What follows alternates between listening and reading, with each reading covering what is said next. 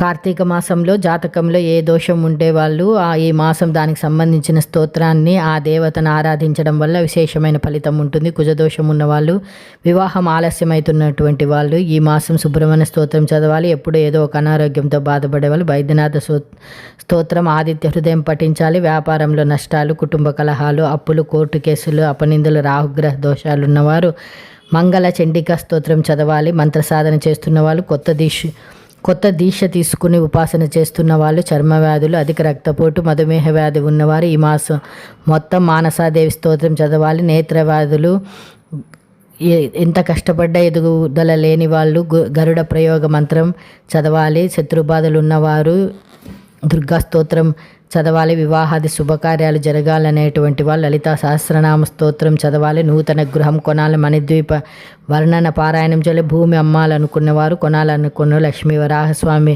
స్తోత్రం చదవాలి. ఉద్యోగం కోరుకునే నిరుద్యోగులు, ఉద్యోగ ప్రమోషన్ కోరుకునే వాళ్ళు కనకధార స్తోత్రం చదవాలి. రాజకీయ నాయకులు, పోలీసు వాళ్ళు, క్రీడా రంగం వాళ్ళు వారాహి కవచం చదవాలి. నాటక రంగం, వైద్య వృత్తిలో ఉన్నారు ప్రత్యంగిర స్తోత్రం చదవాలి.